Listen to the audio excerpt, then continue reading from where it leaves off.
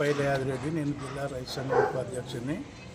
ఈ మోత్కూర్ మార్కెట్ పరిధిలోనే ఐకేపీ సెంటర్లు, తర్వాత గవర్నమెంట్ సహకార సంఘాల కొనుగోలు సెంటర్లు ఇప్పటి వరకు పని చేస్తలేవు. మోత్కూరులో మాత్రం నామమాత్రంగా తెరిచిపెట్టి కాదు, జోకిన బస్తాలను కూడా లారీలు రాక ఆగిపోయిన 3 రోజులు 4 రోజులు వస్తుంది. తర్వాత డీసీఎంలు వచ్చిన వాళ్ళు మాకు పైసలు ఇస్తేనే తీసుకుపోతాం, లేకపోతే లేదని వాళ్ళు కూడా తాకడ పెడితే ఇప్పుడు రైతులు రాత్రి వర్షానికి భయపడి ఆ 3,000 రూపాయలు ఇస్తే 2 రైతులు సరిపడి 800 ఇస్తే తీసుకుపోయి కోమటాయన ఆడ పెట్టుకుంటారు మిల్లు కాడ.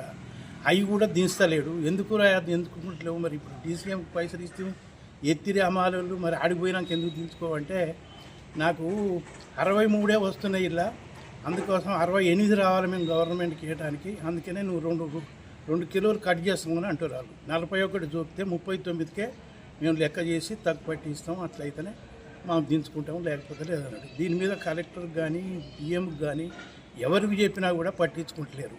ఈ రకంగా మొత్తం మోత్కూరు మార్కెట్ పరిధిలో ఆత్మకూరు రాత్రి వర్షం పడ్డదాడ బాగా తడిసినాయి ఒడ్లు, మళ్ళా ఎండ పోసుకున్నారు.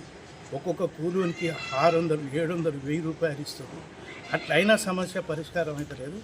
అడ్డగూడూరు, గుండాల, మోత్కూరు, ఆత్మకూరు, ఒరిగొండ, తూర్పుబాసు ఈ ప్రాంతాల్లో ఉన్న రైతులందరూ కూడా ఎన్ని ఇబ్బందులు పడాలనో అన్ని ఇబ్బందులు పడతా ఉంటారు. దయచేసి అధికారులు పట్టించుకొని దీన్ని వెంటనే పరిష్కారం చేయాలి. ఆ లారీ కాంట్రాక్టర్ ఎవరైతే ఉన్నారో యాదగిరి, ఆయన లారీలు రేపు పంపుతాం ఎల్లుండి పంపుతాం అన్నాడు. వాడికి 2 రోజులు అని కూడా ఒక లారీ మోత్కూరు మార్కెట్కు రాలేదు.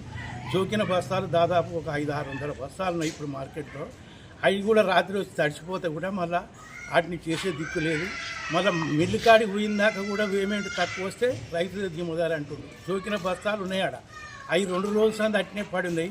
ఆడికి పోయిందాక ఈయనదే రైతు బాధ్యత. రైతు మళ్ళీ దాని మీద టార్పాలిని కప్పినా కూడా ఆడ దించేటోడు లేడు. ఆ నీళ్ళకు తడిసి